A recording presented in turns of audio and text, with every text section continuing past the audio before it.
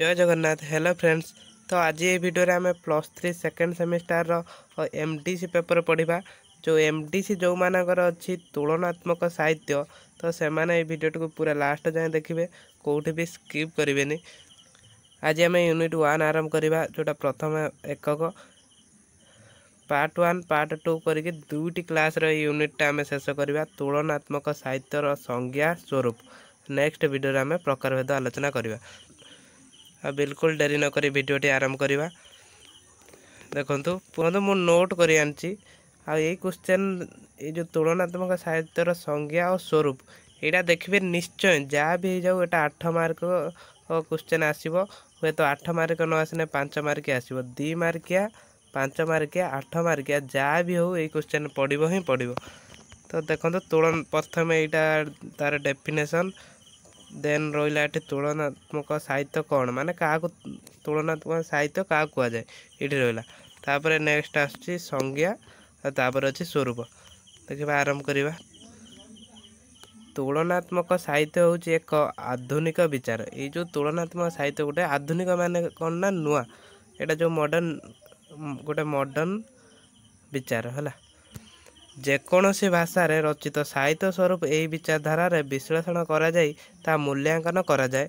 पूर्वर जेपरि साहित्य केवल पाठक और श्रोता मध्य आनंद प्रदान माध्यम थिला ता रही।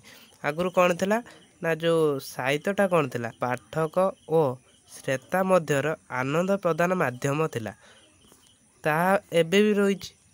किंतु तुलनात्मक अध्ययन द्वारा पाठक केवल एक निर्दिष्ट परिधि मध्य न रही विश्व को देखि थाए। ये विश्व को देखि थाए माने अन्य भाषा सहित यह तुलना करा जाए। आम भाषा को अन्य भाषा सहित तुलना करा जाए। समग्र विश्व भाषा को कौन करा जाए तुलना करा जाए। से कहला तुलनात्मक साहित्य कौन यहाँ देखा। यहाँ देखिए 2 मार्क कि 5 मार्क क्वेश्चन आसो। तुलनात्मक साहित्य कौन देखो। तुलनात्मक साहित्य दुईटी समष्टि मध्य केवल विषय वस्तु बा चरित्र गठन तुलना नुहे।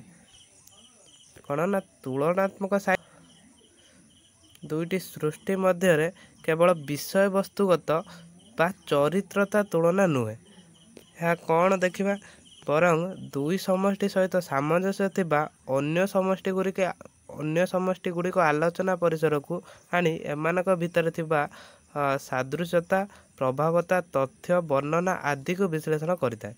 क्या विश्लेषण करता है ना सादृश्यता को, प्रभाव को, तथ्य को, वर्णना को आउटे देला आदि माने इत्यादि।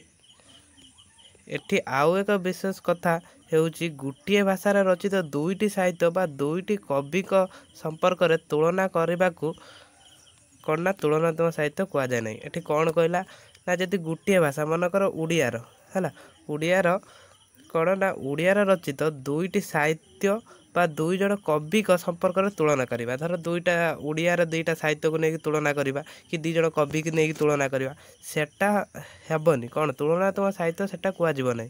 तुलनात्मक साहित्य तान क्या कहुआ ना जेतेबेले गोटे भाषा साहित्य को अन्य भाषा साहित्य सहित तुलना करा जाए ताहा तुलनात्मक साहित्य कहुए।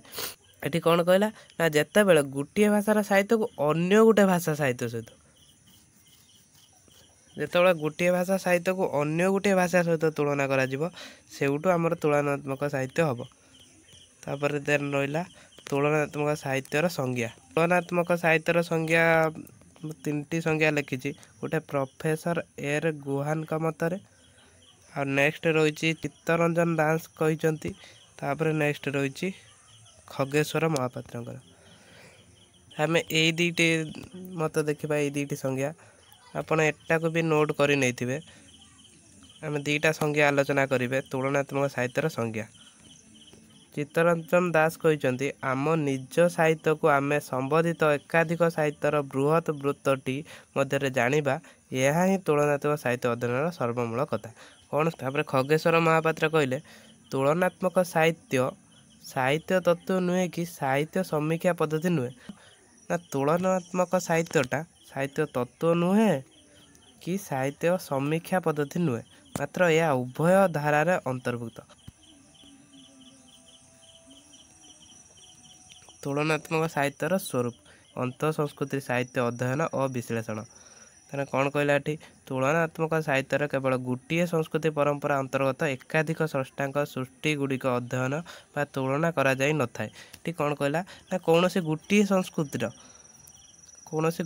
ସଂସ୍କୃତିର ସ୍ରଷ୍ଟାଙ୍କର ସୃଷ୍ଟି ଗୁଡ଼ିକ ମାନେ ଗୋଟେ ଲେଖକଙ୍କର ଯେଉଁ କବିତା ଫବିତା ହେଲା ସେଗୁଡ଼ାକ କହିଲା ଏଠି ତୁଳନା କରାଯାଇ ନଥାଏ। ବରଂ ଏହି ସଂକୀର୍ଣ୍ଣତା ମନୋଭାବ ଠାରୁ ଦୂରେଇ ଯାଇ ଅନ୍ତ ସଂସ୍କୃତି ସାହିତ୍ୟ ଅଧ୍ୟୟନ ଓ ବିଚାର ବିମର୍ଶ ଉପରେ ଗୁରୁତ୍ୱ ଦେଇଥାଏ। କ'ଣ କରାଯାଏ ନା ଅନ୍ତ ସଂସ୍କୃତି ସାହିତ୍ୟ ଆଉ ବିଚାର ବିମର୍ଶ ଉପରେ ଗୁରୁତ୍ୱ ଦେଇଥାଏ। ତାପରେ ଏହାଦ୍ୱାରା ନିଜ ବିଶ୍ଳେଷଣ ଗୁରୁତ୍ୱ ବଢ଼ିଥାଏ। ଏହାଦ୍ୱାରା କ'ଣ ନିଜର ଯେଉଁ ବିଶ୍ଳେଷଣ ରହିଛି ତାର ଗୁରୁତ୍ୱ ବଢ଼ିଥାଏ। ତାପରେ ନେକ୍ସଟ ଆସୁଛି କ'ଣ ଆଉ ଗୋଟେ ସ୍ୱରୂପ ଅନୁବାଦ ଗୁରୁତ୍ୱ ପ୍ରଦାନ।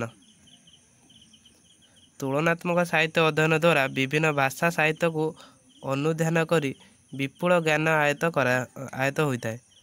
ତୁଳନାତ୍ମକ ସାହିତ୍ୟ ଦ୍ୱାରା କ'ଣ ହୋଇଥାଏ ନା ବିଭିନ୍ନ ସାହିତ୍ୟକୁ ଅଧ୍ୟୟନ କରିକି ତାକୁ ବିପୁଳ ଜ୍ଞାନ ଆୟତ କରାଯାଇଥାଏ। ଗୋଟିଏ ସାହିତ୍ୟ ସହିତ ଯେତେବେଳେ ଆମେ ଅନ୍ୟ ଏକ ସାହିତ୍ୟକୁ ତୁଳନା କରନ୍ତି ସେ ସମୟରେ କ'ଣ କରନ୍ତି ସେ ସାହିତ୍ୟ ବିଷୟରେ ଜ୍ଞାନ ଆହରଣ କରନ୍ତି ଆଉ ଆମ ସାହିତ୍ୟ ବିଷୟରେ ବି ଜ୍ଞାନ ଆହରଣ କରନ୍ତି। ତାହେଲେ କ'ଣ ହୁଏ ସେଇଠି କ'ଣ ହୋଇଥାଏ ନା ଜ୍ଞାନ ଆୟତ ହୋଇଥାଏ। ସେ ସାହିତ୍ୟ ବିଷୟରେ ଆମେ କିଛି ଜାଣିଥାନ୍ତି ବି ଆମ ସାହିତ୍ୟ ବିଷୟରେ ଜାଣିଥାନ୍ତି। ଡିଫରେନ୍ସଟା ଆମେ ଏଇଠି ଜାଣିଥାନ୍ତି। ତେଣୁ ଏହି ପରିପ୍ରେକ୍ଷୀରେ ଅନୁବାଦକ ପ୍ରୋତ୍ସାହନ ନିଆଯାଇଥାଏ। ତାହେଲେ ଏହି ପରିପ୍ରେକ୍ଷୀରେ କ'ଣ କୁହାଯାଏ ନା ଅନୁବାଦ ପ୍ରୋତ୍ସାହନ ନିଆଯାଇଥାଏ। ବିଭିନ୍ନ ଭାଷା ସାହିତ୍ୟ ଅନୁବାଦ କରିବା ଦ୍ୱାରା ଅନୁଦିତ ସାହିତ୍ୟ ମଧ୍ୟରେ ଥିବା ସଂସ୍କୃତି ସମାଜ ଜୀବନ ଆଦିକୁ ଜଣାଶୁଣା ସୁଯୋଗ ମିଳିଥାଏ। ଏଠି ଦେଖିବା ଆଉ ଗୋଟେ ସ୍ୱରୂପ ସାହିତ୍ୟ ଅନ୍ତର୍ନିହିତ ଭାବ ଜଗତରେ ପ୍ରବେଶ। ବିଭିନ୍ନ ଭାଷାରେ ରଚିତ ସାହିତ୍ୟ ଲକ୍ଷ୍ୟ ଓ ଆଦର୍ଶ ବର୍ଣ୍ଣିତ ହେଲେ ହିଁ ତାହା ଅନ୍ତର୍ନିହିତ ଭାବ ସମ୍ପଦ ଅଭିନ୍ନ। ଏଠି କ'ଣ କହିଲା ବିଭିନ୍ନ ଭାଷାରେ ରଚିତ ସାହିତ୍ୟ ଲକ୍ଷ୍ୟ ଓ ଆଦର୍ଶ ବର୍ଣ୍ଣିତ ହେଲେ ହିଁ ତାହା ଅନ୍ତର୍ହିତ ଭାବେ ସମ୍ପଦ ଅଭିନ୍ନ। ତେଣୁ ତୁଳନାତ୍ମକ ସାହିତ୍ୟରେ ଅନ୍ତର୍ନିହିତ ଭାବନାକୁ ତୁଳନା କରି ଦେଖିବାକୁ ପ୍ରଯତ୍ନ କରିଥାଏ। କ'ଣ କରାଯାଏ ନା ଏଇ ଯେଉଁ ଅନ୍ତର୍ନିହିତ ଭାବନାକୁ ତୁଳନା କରି ଦେଖିବାକୁ ପ୍ରଯତ୍ନ କରାଯାଇଥାଏ। ଫଳରେ ସାହିତ୍ୟ ମଧ୍ୟରେ ବିଭେଦ ସୃଷ୍ଟି ହୋଇଥାଏ। କ'ଣ ହୋଇଥାଏ ନା ସାହିତ୍ୟର ବିଭେଦ ସୃଷ୍ଟି ହୋଇଥାଏ। ଆମେ ଯେତେବେଳେ ତୁଳନା କରିବା ଗୋଟେ ସାହିତ୍ୟକୁ ଅନ୍ୟ ସାହିତ୍ୟ ସହିତ ତାହେଲେ ନିଶ୍ଚୟ ଡିଫରେନ୍ସ କିଛି ଆସିବ ନା ସେଇଟା ହେଉଛି ପ୍ରଭେଦ ସୃଷ୍ଟି ହୋଇଥାଏ।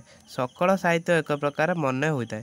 ଏଇଟା କ'ଣ ନା ସକଳ ସାହିତ୍ୟ ଏକ ପ୍ରକାର ମନେ ହୋଇଥାଏ। ତାପରେ ନେକ୍ସଟ ସ୍ୱରୂପ ପାଇଲା ଏକାଧିକ ସାହିତ୍ୟ ଅଧ୍ୟୟନ ପ୍ରଧାନ ସାଧନ।